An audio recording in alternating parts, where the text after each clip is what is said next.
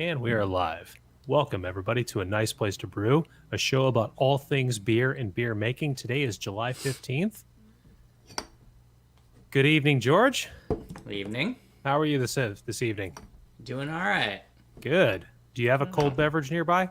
I do. All right. And I feel like this might make you a little jealous, but, I'm going to do it anyway. I have tonight Hardywood's Mama's Mean Cobbler Oh. as my drink. Wow. Yep. All right. Let me get the intros going before I get into a whole list of questions that I have about this. Okay. We do the webcast every Thursday here, available on Facebook and YouTube. Our broadcast time is every Thursday at 6 p.m. Check out our YouTube page for all of our past episodes. We've been doing weekly episodes for more than a year now, so there is quite a library. We have an audio podcast under the same name, A Nice Place to Brew, that's available on all the podcasting platforms. We have a website.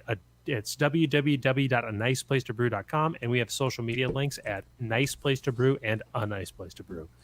Hold that up, George. Let me just gaze at that and just appetize. No, not that. The glass. Oh, the glass.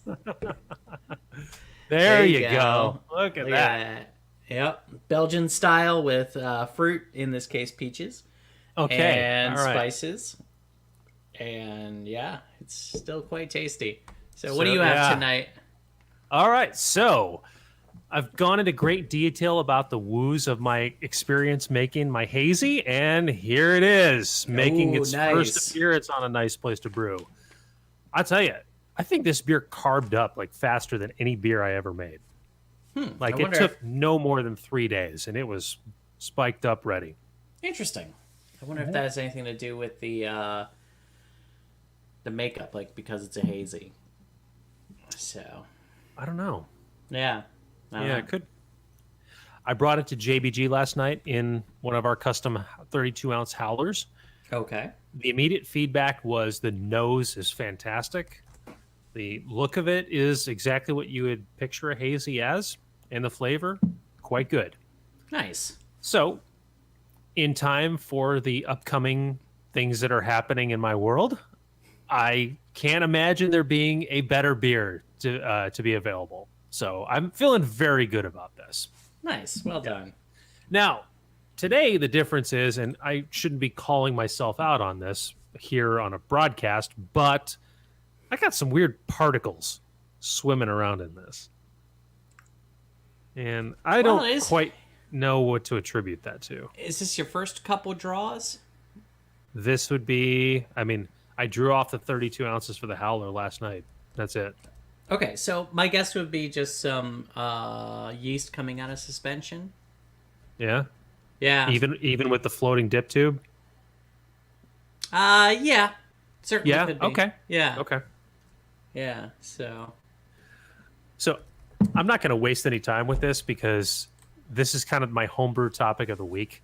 The fact that I called George this week in a panic after I had a keg accident. They happen. Yes, it does. So, lesson for everybody out there. Watch your posts and gaskets on your kegs. So, it is a good practice to switch out your O-rings on. The rate is about every 6 months. And there's a couple of main O-rings. One is around the top of each post. That comes off usually with a screwdriver or some small metal piece that you can dig underneath.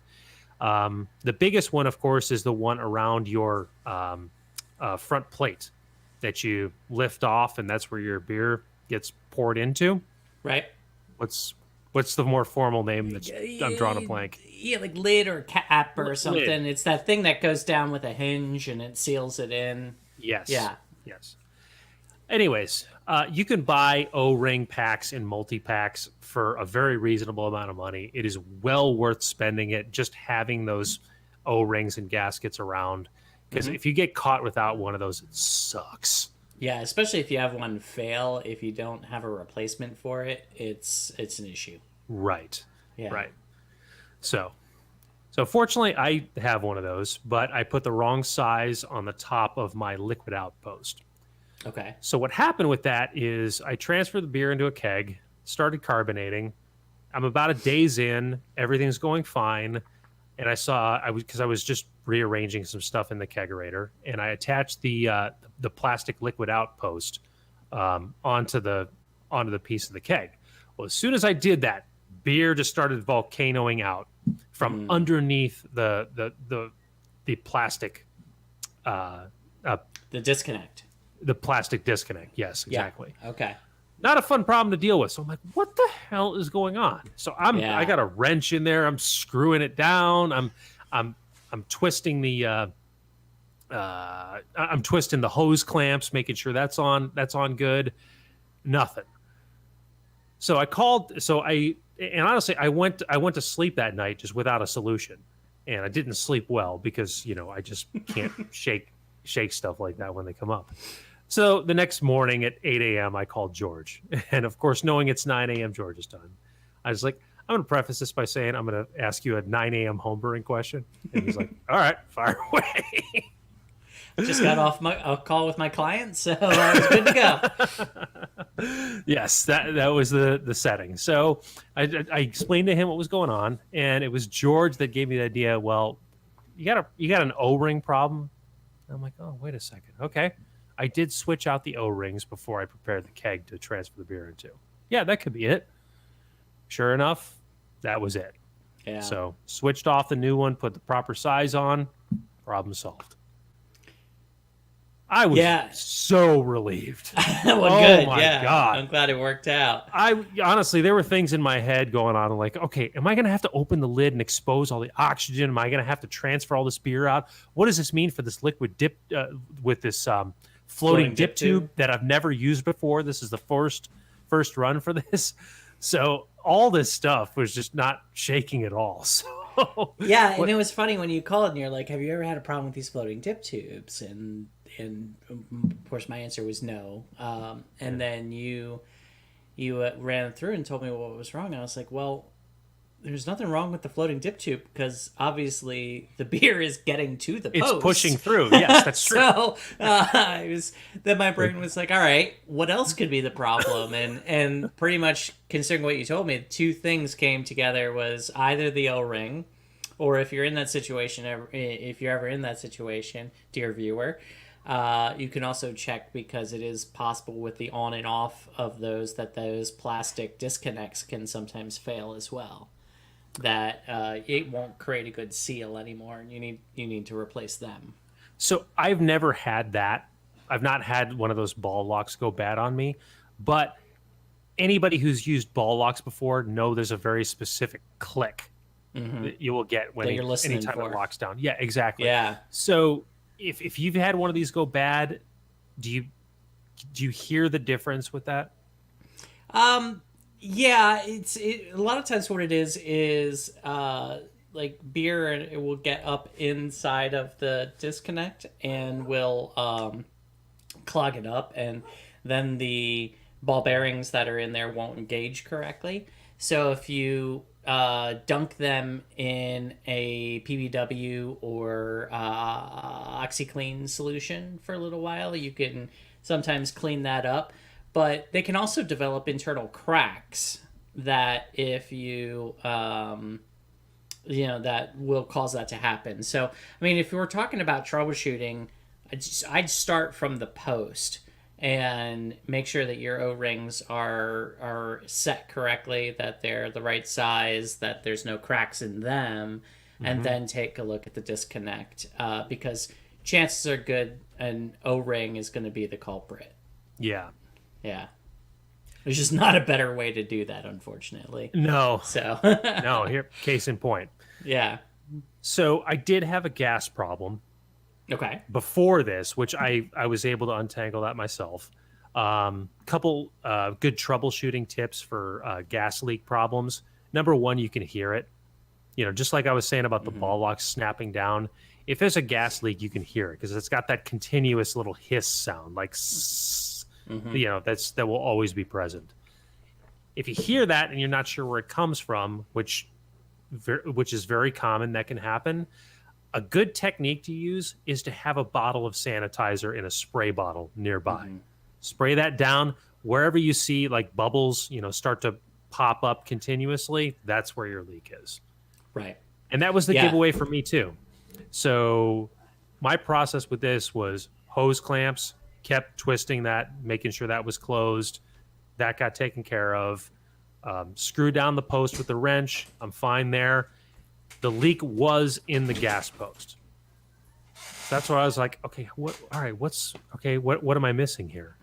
So here's the way I found the solution. So what happened was the underside of the gas post was wet, and there was just enough water to create a small seal, and there was just bubbles that were continuing to push out from that side. So what I did was I unscrewed the gas post just enough to put like a wet paper towel underneath it, dried it, and then screwed it back down. And that was enough to create enough of a seal. There was nothing left. Now you've got an airtight side. Yeah, because the other thing that we didn't talk about that is can sometimes be a problem is inside the post, there's a device called a poppet, which is basically a spring with a little base that has a gasket on the top of it. That can sometimes not set correctly or go bad on you and need to be replaced. Right. If it's not set correctly, sometimes just unscrewing the post and screwing it back down will cause that to set correctly. If they're set, hey, shush, your dog. If they're set correctly, you should see a little bit of a hump in the middle of your post. Not a lot, but a little bit of a hump as it's pushing up over. The poppet is pushing up over and out of the post. If you see that, you're most likely good to go, unless you have a bad O-ring inside of the poppet.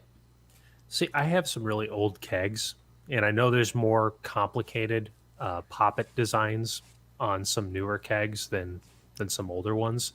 Because my gas post has a spring, and then the poppet sits on top of it, and then as you're putting it back together, you just take the rest of the gas socket and just set it over the spring O-ring combination, and then just reattach it that way. The liquid side just has kind of this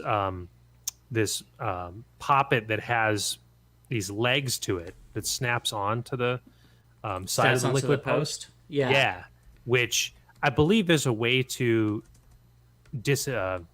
untangle that, but it seems like that would be an ordeal. Yeah. Yeah, so if you need to get those out, because they make universal poppets that you can use, and they look like... I'm going to share my screen.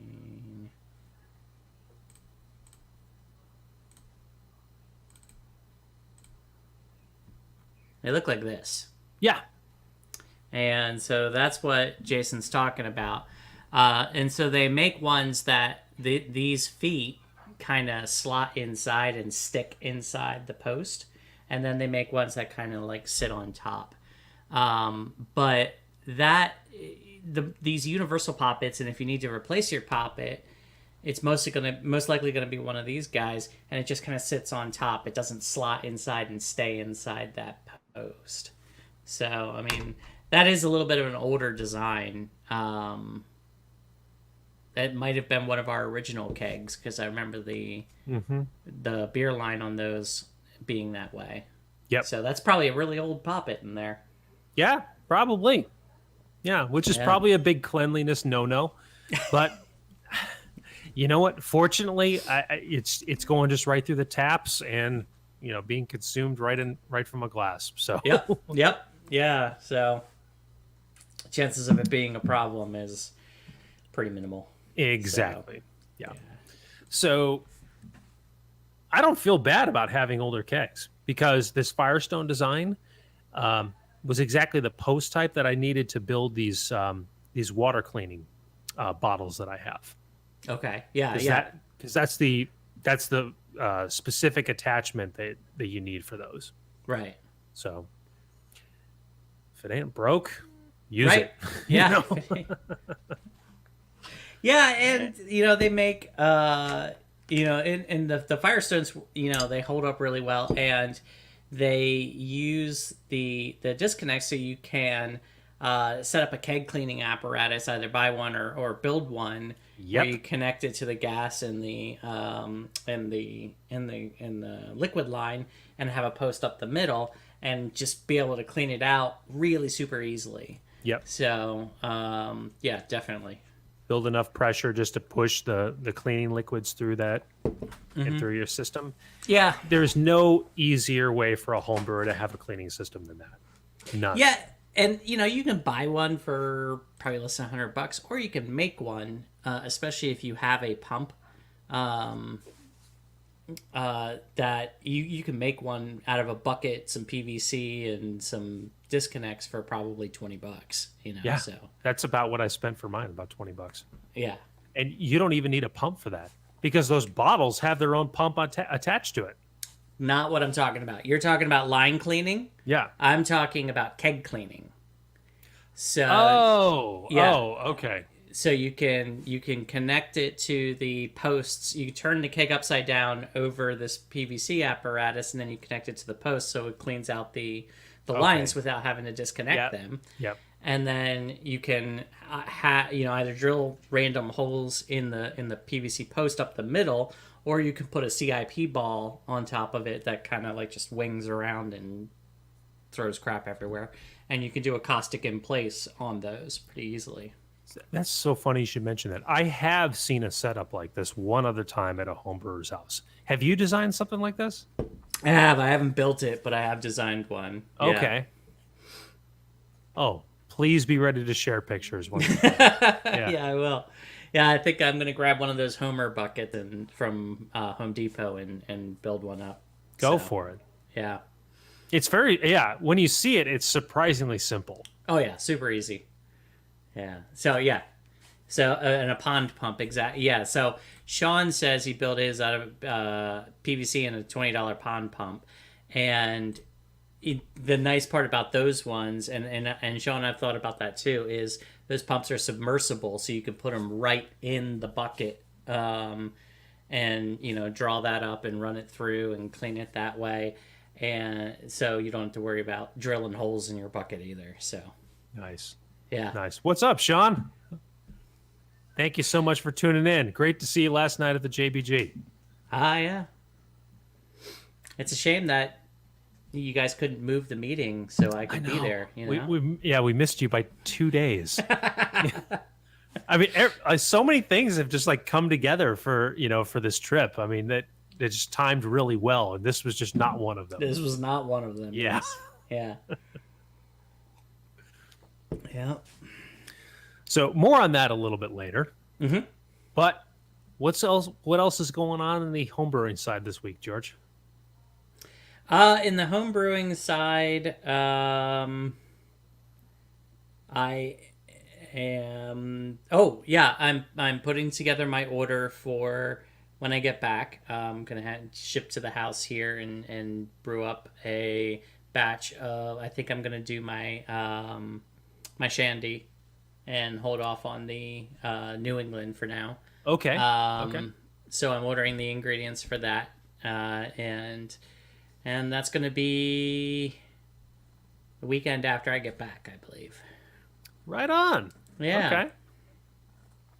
So, what about yourself? Dealing Just with that? keg problems. Yeah, that happens. But I do have a little bit more. Okay. I spent Sunday. Sunday was a crazy day in preparing for the work week and the things that are going on in the next week and a half. But I did find enough time to make a batch of root beer in the garage using the equipment. Root beer is surprisingly not difficult to make. So, did you make it out of the syrup or did you make it from roots? Roots. Okay, that's been a goal of mine as well. Okay. All right. Yeah. This is batch number 3 of homemade root beer. And I changed nothing from the second batch because it was just exactly what I wanted to make. I'm like, I don't have to change anything. I just need to make this bigger because it's going to be for a big event. So that was pretty much it. And I was over and done in about an hour. Okay. Minus cleaning. Cleaning was Sure. additional to that. But yeah, it's the recipes for root beer are kind of crazy though. Like I've heard root beer recipes that have as much as 15 to 20 different ingredients in it, between Yes, multiple different yeah, roots and yeah. sarsaparilla roots, ginger Hmm. roots, what else? I've seen licorice root Syrups. Yeah, licorice root. syrups. Yeah, sugars. Yep. Yeah. People get really intense with this stuff. Mine, let me take a look here. Mine had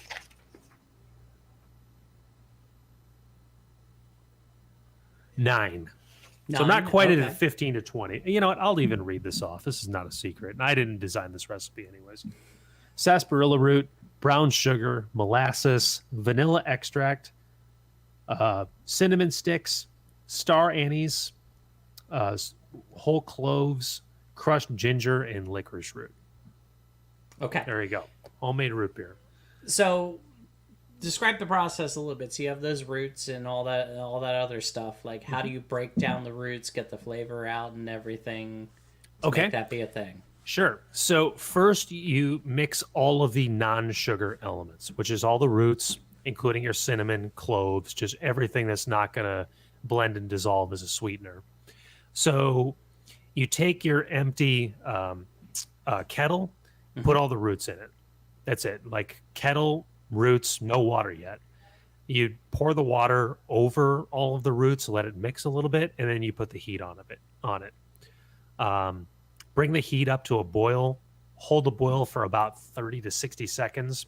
Really, the only reason for the boil is just to sanitize everything, keep everything Okay. clean.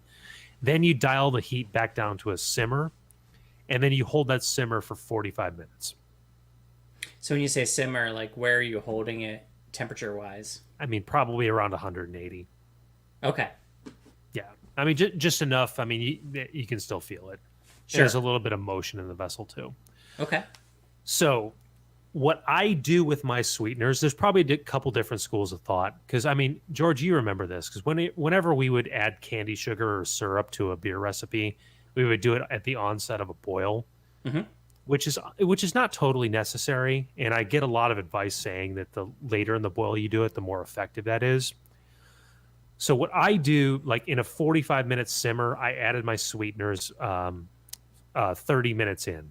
So the Okay. liquid has about 15 minutes with the sweeteners to simmer and just do its thing there. Um, So when you add them in, do you like add it in while stirring to make sure that they don't go to the bottom and scorch and stuff? yeah, Okay. yeah. And even so, even whatever would sink to the bottom, you have a good 15 minutes that it's gonna mix in pretty well, anyways. Okay. So, so outside of that, after the 15 minutes is done, kill the flame. And then I did kind of a no chill to bring it down to a temperature that I could just kind of pour it through a filter into the keg.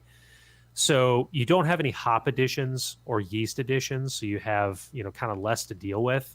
Hmm. You do have to sift through all those roots that are still in the liquid, so Yeah. that's what you're filtering out. Okay. But other than that, it just needs to be cool enough to not burn your hands. So just whatever your threshold is for that, and whatever is safe for your setup. Okay. Because I force carb everything. There is a way to carbonate naturally, but it does involve some yeast. I've never done that before, and I'm not really interested in it. Anyone who's interested in that, look up the term ginger bug. That's kind of a Heard term that for before. yeah, for Yeah. root beer fermentation. It's related to that. Okay. It sounds like a hassle. Not that fermenting beer is not a hassle, but Well, my worry in doing something like that would be you've got a ton of sugar in there, so any yeast you introduce there. ferment the hell out of it. Exactly. So how Yeah. do you control that so you don't lose all your sweetness and create like a 30% root beer? That's a good question. My initial thought, without researching it, would be monitor and then quickly cold crash. Yeah. That yeah, that would probably make sense. Or toss in some potassium sorbate or some sort of stabilizer. Yeah. to stop it at some point. But again, pain in the ass. Yeah. So force carb it if you can. Exactly. Yeah.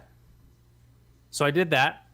That's really root beer making, especially Okay. if you have a keg system like I do.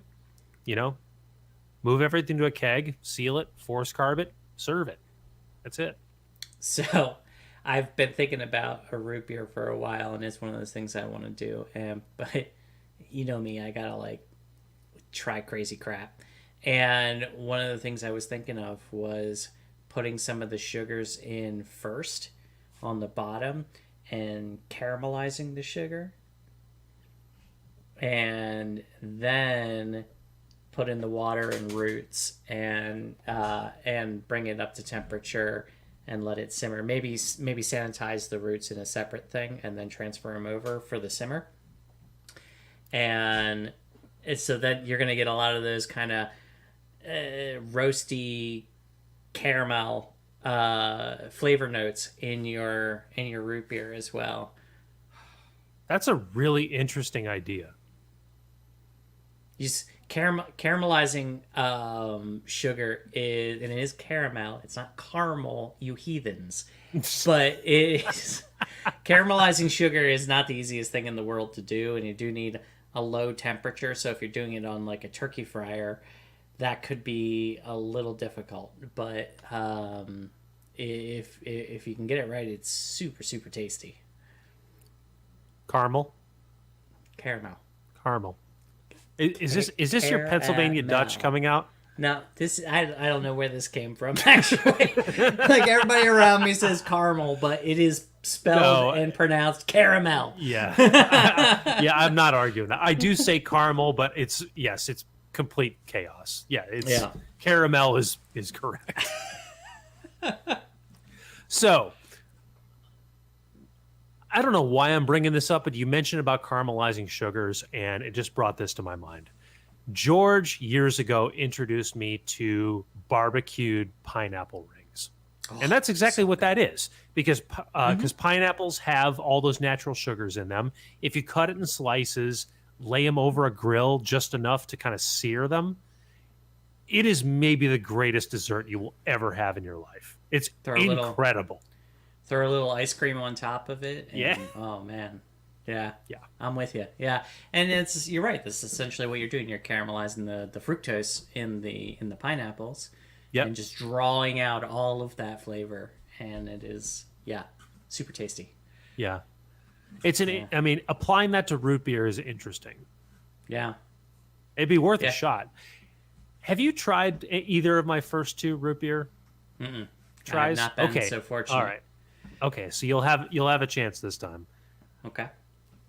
I didn't do anything different from the second time, so I'm anticipating that you'll be tasting exactly what I was really excited about last time. Okay. What did you change from the first time, if you remember? No, you know what? Let me look at it. It was this one I changed a lot. Because the first one I was kind of like, something's not quite right. Where is Paulie to fill in the space here?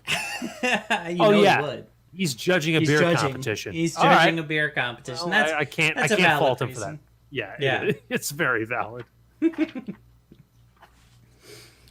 Yeah, but we've always said keeping a brew journal is one of the best things you can do for this kind of stuff. So, for sure, consistency and learning and history. So, this is that in action, guys.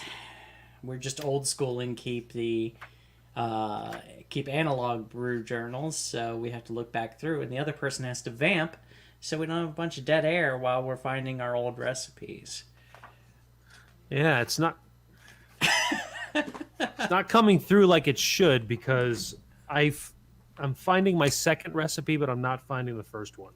Okay, well, I mean, maybe we don't have to talk about that right now, but maybe we can circle back on that. I think we'll have to. Yeah. So. What else? I will say, okay, so I gotta hit this a little bit here. This one. Oh yes. So Mama's Mean Cobbler is made by one of Jason and I's personal favorite breweries, Hardywood Brewery in out of Richmond, Virginia. They opened up a new facility outside of Richmond that is just awesome. Well, the next time you're in town, we'll have to go down there. Oh, the pictures are fantastic. Yeah, and so it is a fruit ale with peaches and spices, alcohol 8.2%, so it's no slouch. And it is like drinking a peach cobbler in a can. And Jason and I had this the first time up in Culpeper, Virginia, during a tap takeover for a local restaurant that It's like a deli, wasn't it? sort of, yeah. It's like a deli chocolatier kind of weird place. And I think we went up there because they used to be a homebrew supply store. And they stopped doing that, but they had some old stuff on clearance that we were taking a look at. And it just happened that Hardywood happened to just be there and did a tap takeover. And there was still some stuff there.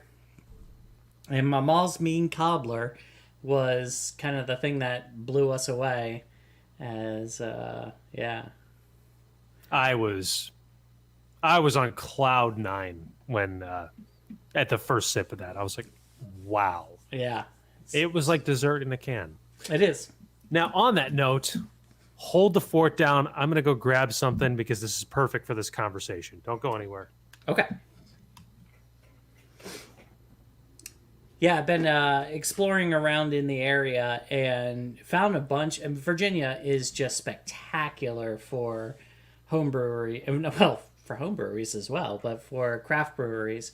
And, you know, there's a ton of really good ones. But to be perfectly honest, the best one that we've had is one of the first ones we've had was Hardywood. I still think that, you know, I've been to a lot of breweries in Virginia, but I still think that's one of the best. So, Yes, I agree. And as many breweries as I've been to in the years that we've been doing this and being brewers, yeah, Hardywood is still one of the gold standards. Absolutely. So this should look surprisingly similar to what George just described. Peach Crumbler a la mode. okay. Yep. So let's look at the label. Peach Crumble a la mode, ale with peach, cinnamon, vanilla, and milk sugar. So is that exactly the same as that combination? I'm looking. Vanilla, cinnamon, coconut, and milk sugar.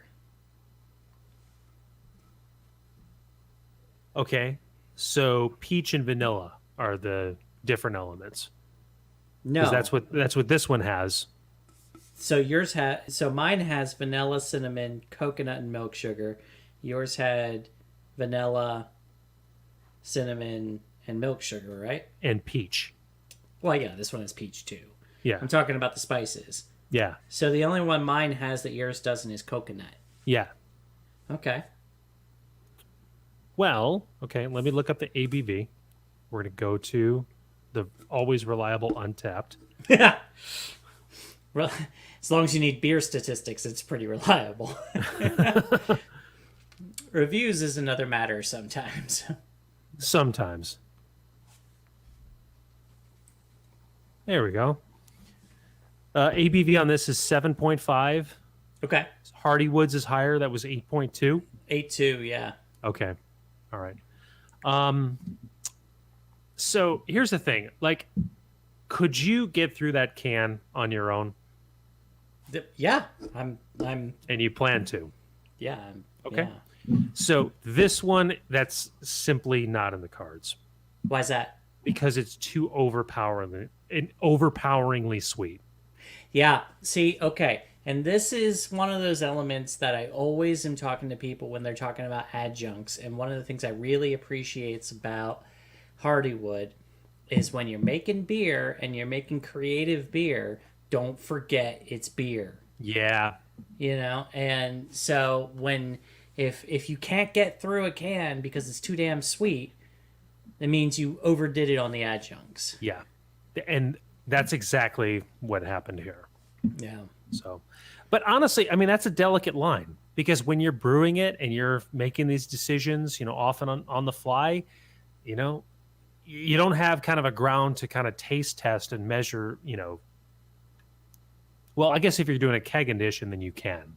You can do kind of trial and error, but You can, and to anytime be outside of that.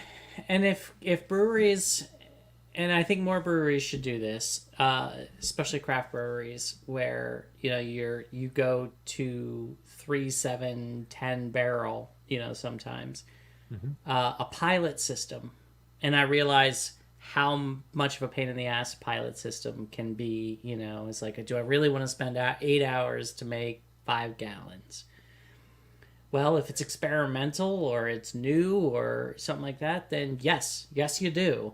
Because when you scale that up to 3 gallons, you're going to get to 33 barrel rather, you're going to get a more consistent product if you did it on a small scale first. If they did that one on a small scale and they went, wow, this is too sweet, we overdid it on the adjuncts, they can dial that back when they scale it up.